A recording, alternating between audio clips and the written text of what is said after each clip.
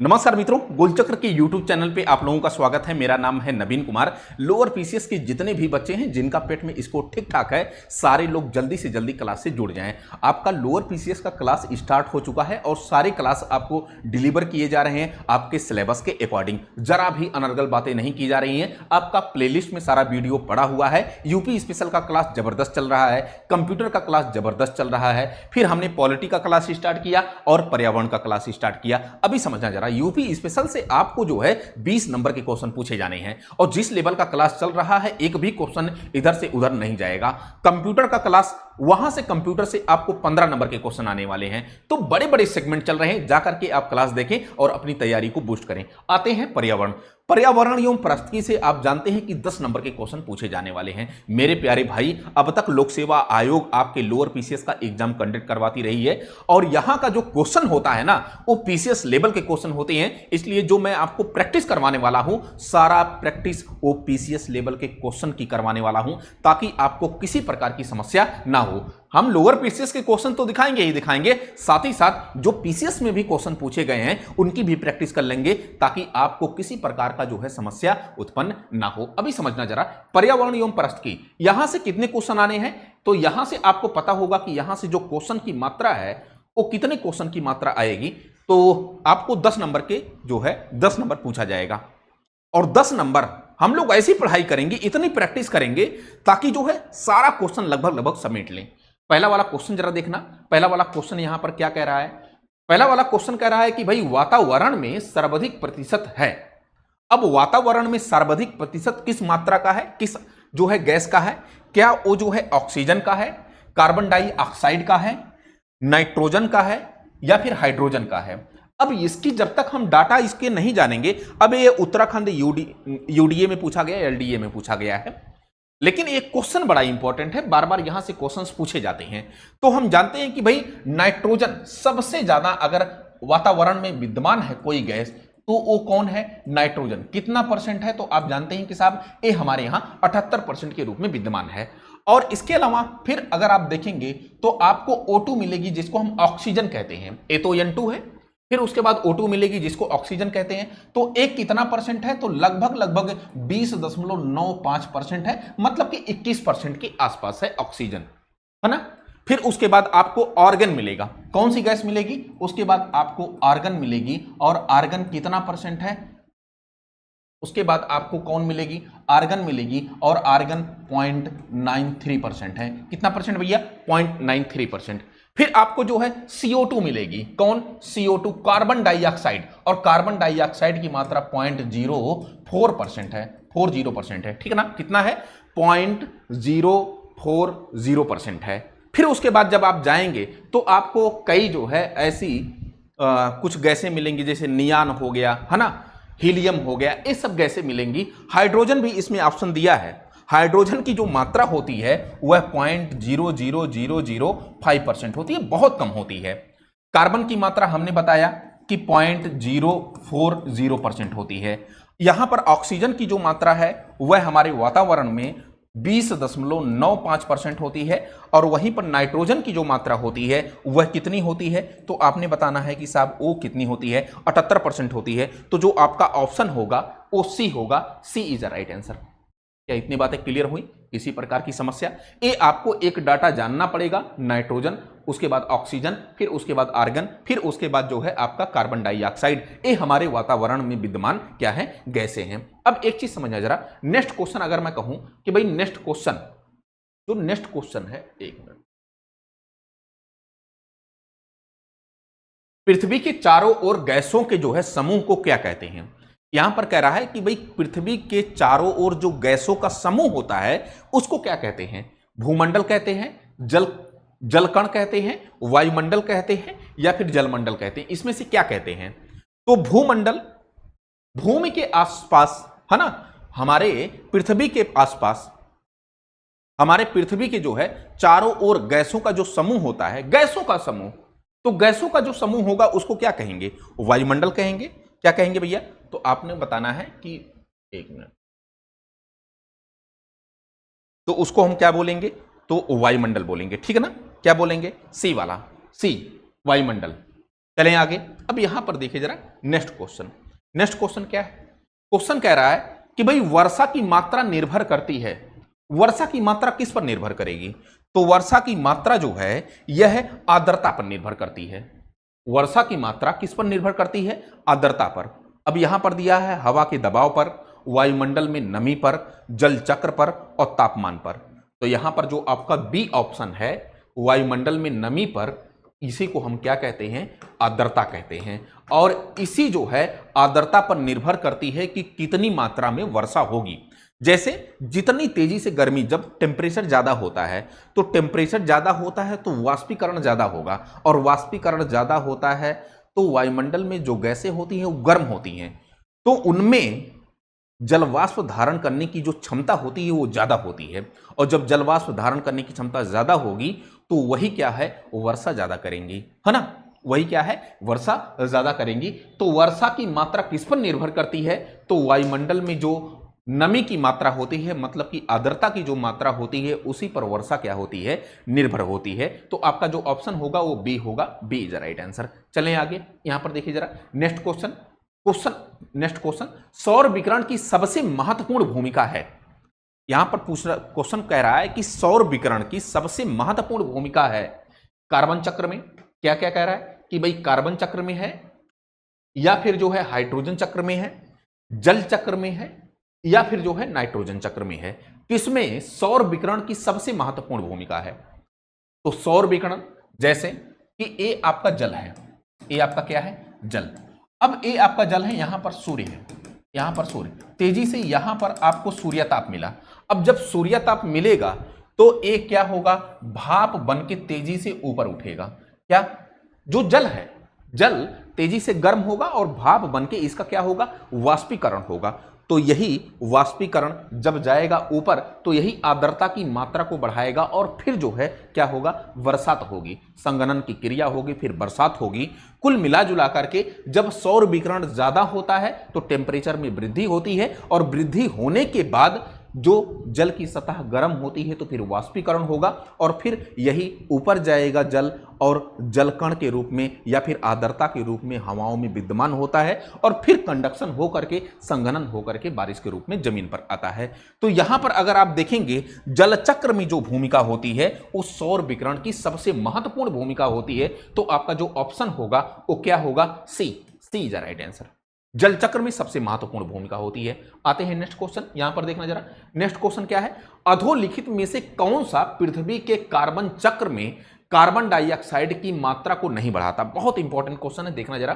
क्या कह रहा है कि अधोलिखित मतलब कि निम्नलिखित में से कौन सा पृथ्वी के कार्बन चक्र, कार्बन चक्र जहां पर जो है कार्बन का उत्सर्जन होता है ना, कार्बन चक्र में कार्बन डाइऑक्साइड की मात्रा को नहीं बढ़ाता। अब देखना है कि कहां पर कार्बन डाइऑक्साइड की मात्रा उत्सर्जित होती है या फिर निष्कासित होती है, निकलती है। क्या श्वसन, जब आप सांस लेते हैं तो कार्बन डाइऑक्साइड की मात्रा निकलती है? बिल्कुल निकलती है भाई। CO2 तो निकलेगी ना, CO2 तो निकलेगी। जब आप सांस लेते हैं तो O2 आप इनहेंस करते हैं, आप इनबिल्ड करते हैं। क्या करते हैं? आप जो है श्वास के सहारे आप ऑक्सीजन को ग्रहण करते हैं और CO2 को जो है बाहर निकालते हैं। तो भाई CO2 क्या होगा? यहां पर इसकी मात्रा को क्या करेगा? बढ़ाएगा। और यहां पर कह रहा है कि कौन नहीं बढ़ाता? तो श्वास के थ्रू CO2 की मात्रा क्या बढ़ेगी? बिल्कुल बढ़ेगी।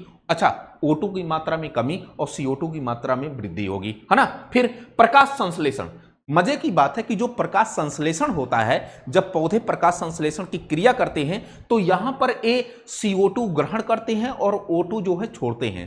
CO2 क्या करते हैं? ए ग्रहण करते हैं, ये क्या करते हैं? ग्रहण करते हैं। लेकिन हमको जो है यहां पर O2 छोड़ते हैं, O2 छोड़ते हैं, O2 छोड़ते हैं। लेकिन हमको छोड़ना क्या है? CO2 छोड़ना है। जहां पर CO2 छोड़ना है वो आपका ऑप्शन सही डायमेंशन में होगा, है ना। तो यहां पर कह रहा है कि कार्बन डाइऑक्साइड की मात्रा को नहीं बढ़ाता, तो यहीं पर नहीं बढ़ेगी क्योंकि यहां पर CO2 ग्रहण किया जा रहा है। CO2 क्या हो रहा है? ग्रहण हो रहा है। तो जो आपका जो प्रकाश संश्लेषण होगा ये आपका ऑप्शन सही होगा। जैविक पदार्थों का क्षय, जब जैविक पदार्थों का क्षय होता है तो CO2 क्या होती है? उत्सर्जित होती है। CO2 उत्सर्जित होती है। फिर ज्वालामुखी क्रिया, कहीं पर अगर ज्वालामुखी क्रिया होगी तो वहां पर भी CO2 क्या होगी? रिलीज होगी। तो आपका जो ऑप्शन होगा CO2 यहां पर ग्रहण किया जाता है। यहां पर प्रकाश संश्लेषण जो पादप होते हैं वो CO2 ग्रहण करते हैं और O2 छोड़ते हैं, इसलिए यहां पर CO2 की मात्रा को नहीं बढ़ाता बल्कि मात्रा को कमी करता है। कौन? प्रकाश संश्लेषण। ठीक है ना। चलें आगे। अब देखना जरा नेक्स्ट क्वेश्चन। नेक्स्ट क्वेश्चन क्या है? क्वेश्चन नंबर है नेक्स्ट, पर्यावरण अपकर्ष से अभिप्राय क्या है? तो पर्यावरण अपकर्ष क्या होता है इसको समझिए। जहां पर जैव विविधता की हानि हो, जहां पर जो है पर्यावरण आवासों का हानि हो, या फिर जहां पर आपको लगे कि यहां पर बायोडाइवर्सिटी की हानि हुई है, वहां पर पर्यावरण क्षतिग्रस्त हुआ है, उसी को हम क्या कहते हैं? पर्यावरण अपकर्ष कहते हैं। जहां पर पर्यावरण डैमेज होगा, पर्यावरण असंतुलित होगा, जैव विविधता की हानि होगी, तो उसको हम क्या कहेंगे? इसको हम पर्यावरण अपकर्ष कहेंगे। ठीक है ना। इसको हम क्या कहेंगे? पर्यावरण अपकर्ष। यहां पर क्या क्या होता है? एक तो जैव विविधता की हानि होती है, जैव विविधता इसकी क्या होगी? हानि होगी, है ना। पर्यावरण असंतुलन होगा, पर्यावरण का क्या होगा? असंतुलन होगा। इसके अलावा जो पर्यावरणीय आवास वगैरह है, इनमें भी क्या होगी? क्षति होगी, इनकी भी क्या होगी? क्षति होगी। ठीक है ना। तो ये सब जो चीजें होती हैं जहां पर पर्यावरण का नुकसान होता है, असंतुलन होता है, जैव विविधता की हानि होती है, पर्यावरण का जो आवास होता है उनमें जो है एक प्रकार से क्षतिग्रस्तता दिखाई पड़ती है, तो उसको हम पर्यावरण अपकर्ष कहते हैं। पर्यावरण निम्नीकरण हुआ मतलब कि पर्यावरण में जो है कमी आई, जहां पर प्रदूषण में वृद्धि होती है, पर्यावरण अपकर्ष होता है। तो ऑप्शन देख करके आप भाप जाएंगे कि हाँ वाकई ये ऑप्शन सही होगा। यहां पर पर्यावरणीय गुणों का जो है पूर्ण रूप से निम्नीकरण, देखिए ऑप्शन सही है। फिर मानवीय क्रियाकलापों के विपरीत परिवर्तन लाना, यह भी बात सही है। फिर उसके बाद पारिस्थितिकी विभिन्नता के परिणाम स्वरूप पारिस्थितिकी असंतुलन, भाई हमने बताया कि जहां पर पारिस्थितिकी असंतुलन होगा, इकोलॉजिकल डिसबैलेंस होगा, वहां पर पर्यावरणीय अपकर्ष होगा। सी भी सही है। तो आपका जो कथन होगा वो क्या होगा? उपर्युक्त कथन, उपर्युक्त डी, है ना। मतलब कि उपर्युक्त सभी, ये आपका क्या होगा? सही होगा। चलें आगे। यहां पर देखना जरा क्वेश्चन नंबर नेक्स्ट क्या कह रहा है। यहां पर क्वेश्चन कह रहा है कि भाई निम्न में से किस एक का संबंध पर्यावरणीय सुरक्षा से नहीं है? यहां पर कह रहा है कि पर्यावरणीय सुरक्षा से इसका संबंध नहीं है। ये आपका जो है यूपी, यूडीए और एलडीए में क्वेश्चन पूछा गया है, बेहद इंपॉर्टेंट क्वेश्चन है। पर्यावरणीय सुरक्षा से नहीं है। क्या धारणीय विकास पर्यावरणीय सुरक्षा से है? बिल्कुल है। धारणीय विकास क्या होता है? जब जो है, इसको हम संपोषणी विकास भी कहते हैं, एक ऐसा विकास जहां पर भौतिक संसाधन या फिर प्राकृतिक संसाधनों का उपयोग इस प्रकार करें कि आने वाली पीढ़ी पर उसका कोई दुष्प्रभाव ना पड़े। मतलब कि वर्तमान पीढ़ी की आवश्यकता को भी पूरा कर दें और भविष्य की जो पीढ़ियां हैं उसके साथ किसी प्रकार का कंप्रोमाइज ना करें। उनको भी हमारी आवश्यकता के अनुसार उनकी भी आवश्यकता होंगी, तो उनकी भी आवश्यकता हमारी जितनी उपयोग की आवश्यकता की भांति उनकी भी उपयोग क्षमता रहे और उनको भी आपूर्ति उन प्राकृतिक संसाधनों की होती रहे। उसको हम क्या कहते हैं? धारणीय विकास। मतलब कि वर्तमान जरूरतों को पूरा करते हुए भावी पीढ़ी की जरूरतों को ध्यान में रखना। ठीक है। गरीबी कम करना से इसका जो कोई विशेष संबंध नहीं है। वातानुकूलन क्या है? ये एक सकारात्मक फैक्टर है। ये सकारात्मक फैक्टर है किससे? पर्यावरणीय सुरक्षा से। ये नकारात्मक फैक्टर है, ये नकारात्मक मतलब कि जितना वातानुकूलन आप एसी वगैरह लगाएंगे ना, तो पर्यावरण सुरक्षा को लेकर के उतना खतरा होगा। तो ये नकारात्मक संबंध है इससे। कागज के थैले का प्रयोग सकारात्मक संबंध है। क्या भैया? सकारात्मक संबंध है। ठीक है ना। संबंध तो है सकारात्मक, लेकिन गरीबी कम करना इससे कोई विशेष संबंध नहीं, बल्कि एक अप्रत्यक्ष डायमेंशन में हम संबंध इसका दिखा सकते हैं। तो जो आपका ऑप्शन सही होगा वो क्या होगा? B is the right answer, मतलब कि गरीबी कम करना। ठीक है ना। चलिए आगे। यहां पर देखिए जरा नेक्स्ट क्वेश्चन क्या कह रहा है। क्वेश्चन नंबर नेक्स्ट, वर्तमान में जनसंख्या के सुखों का परित्याग किए बिना भविष्य के लिए, क्या कह रहा है? वर्तमान में जनसंख्या के सुखों का परित्याग किए बिना, मतलब कि हम वर्तमान की जरूरतों को भी पूरा करें और भविष्य के लिए भी ऊर्जा तथा अन्य संसाधनों की बचत को बनाए रखें। ये आपका क्वेश्चन है। ये क्या कहलाता है? अभी हमने बताया धारणीय विकास। कि हमारा जो है प्राकृतिक संसाधनों का इस प्रकार उपयोग करें कि वर्तमान जरूरतें भी पूरी हो जाएं और साथ ही साथ भावी जो पीढ़ियां हैं या भविष्यगत जो पीढ़ियां हैं उनको किसी प्रकार की समस्या ना उत्पन्न हो। तो इसको हम क्या कहते हैं? संपोषणीय विकास कहते हैं। क्या कहते हैं भैया? तो आपको बताना है कि इसको हम क्या कहेंगे? संपोषणीय विकास कहते हैं। आर्थिक वृद्धि आपको जो है जीडीपी, आपको पर कैपिटा इनकम, जब जो है मात्रात्मक वृद्धि होती है तो उसको आर्थिक वृद्धि कहते हैं। आर्थिक विकास क्या होता है? जब जो है विकास के सारे डायमेंशन समाहित हों, उसमें गरीबी भी कम हो, बेरोजगारी भी कम हो, है ना, आय असमानता भी कम हो, महिला सशक्तिकरण भी कम हो, महिला सशक्तिकरण भी हो, और उसमें पर्यावरण की सुरक्षा हो, उस गुड गवर्नेंस हो। जब विकास के सारे डायमेंशन मिल जाते हैं तो उसको हम इकोनॉमिक डेवलपमेंट कहते हैं, आर्थिक विकास कहते हैं।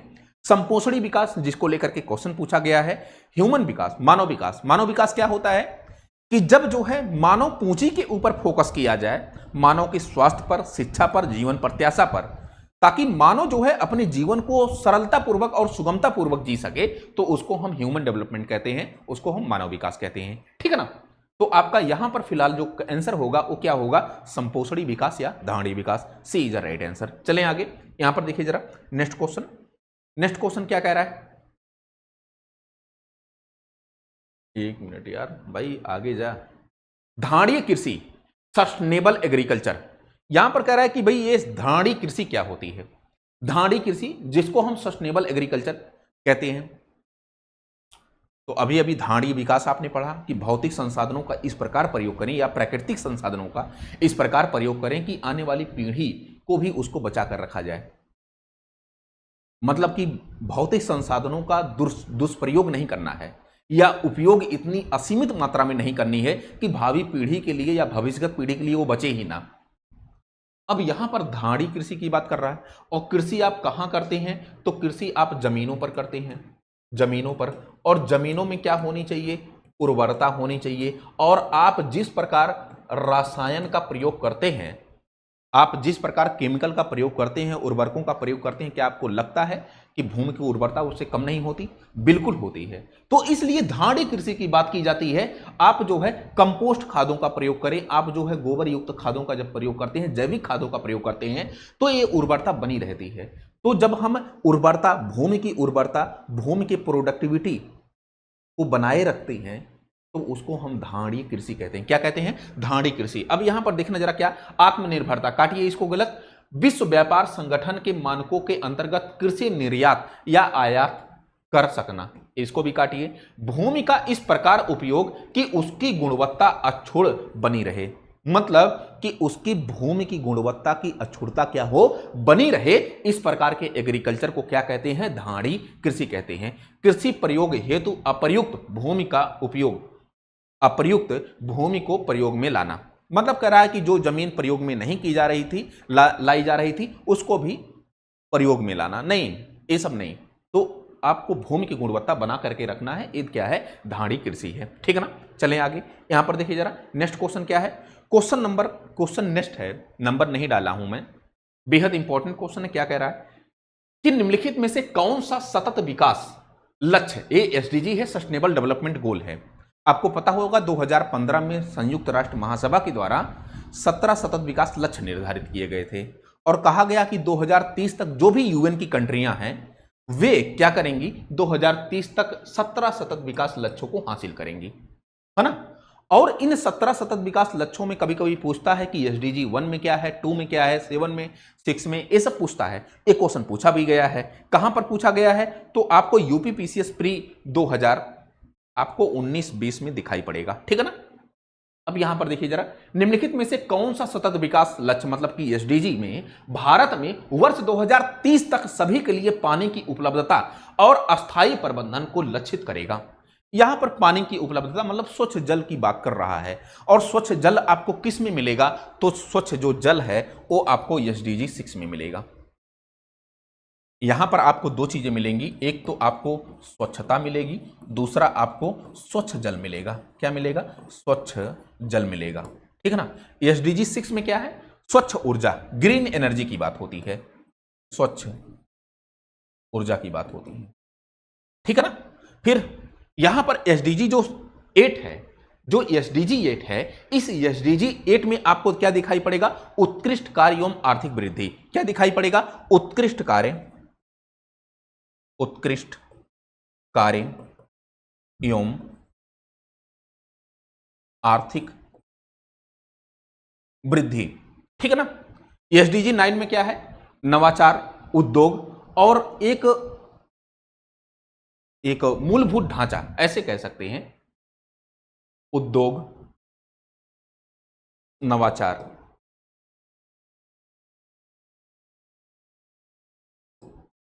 और ढांचा, है ना? ये आपको क्या है? एसडीजी से संबंधित। अच्छा, कुछ चीजें हैं जैसे आपको एसडीजी से संबंधित पता होनी चाहिए। पहला कि अगर मैं कहूं कि एसडीजी 1 में क्या है, तो गरीबी उन्मूलन की बात की गई है। एसडीजी 2 में क्या है? भूखमरी की बात की गई। क्या? भूखमरी की बात की गई है। एसडीजी 3 में गरीबी, भूखमरी, उसके बाद स्वास्थ्य की बात की गई है। क्या? स्वास्थ्य की बात की गई है एसडीजी 3 में। एसडीजी 4 में शिक्षा की बात की गई है। किसकी बात की गई है? शिक्षा की बात। फिर एसडीजी 5 में लैंगिक समानता की बात की गई है। लैंगिक समानता की बात। एसडीजी 6 बाकी आपका स्वच्छता और स्वच्छ ऊर्जा है, यह है। एसडीजी 7 में आपने देखा कि स्वच्छ ऊर्जा है, स्वच्छ, यहां पर एसडीजी 6 में स्वच्छता और स्वच्छ जल है। एसडीजी 7 में क्या है? वो स्वच्छ ऊर्जा है। एसडीजी 8 में क्या है? उत्कृष्ट कार्य और आर्थिक वृद्धि है। एसडीजी 9 में क्या है? उद्योग, नवाचार, ये सब और एक मूलभूत ढांचे की बात की गई है ना? फिर एसडीजी 10 में क्या है? एसडीजी 10 में आपको असमानता में कमी है। असमानता में कमी, ये एसडीजी 10 में है। एसडीजी 11 में क्या है? एसडीजी 11 में आपको शहरी और अस्थायी एक सामुदायिक विकास आपको दिखाई पड़ेगा। एसडीजी 12 में क्या है? तो 12 में आपको जिम्मेदारी के साथ उपयोग और उपभोग दिखाई पड़ेगा, मतलब कि एक धारणीय उपभोग किया जाना चाहिए। 13 में क्या है? जलवायु परिवर्तन। 14 में क्या है? 14 में आपको मिलेगा जो जलीय जीवन है उसके बारे में। 15 में क्या मिलेगा? स्थलीय जीवन। 16 में शांति, न्याय की बात की गई है। तो ये पूरा एसडीजी लक्ष्य है जिसको लेकर के आपको याद रखना चाहिए। कुछ एसडीजी लक्ष्यों को, जो आपका ऑप्शन सही होगा वो क्या होगा? ए सही होगा। ठीक है ना? तो ये आपके कुछ प्रैक्टिस के क्वेश्चन थे। मुझे उम्मीद है कि आपको समझ में और पसंद आया होगा। फिर कल लेकर आते हैं कोई इसका नेक्स्ट पार्ट और आपको प्रैक्टिस करवाते हैं ताकि आपका क्वेश्चन सारा सेगमेंट इकोलॉजी इन्वायरमेंट से हो जाए। मिलते हैं कल। आज के लिए फिलहाल इतना ही। Thank you so much. शुक्रिया।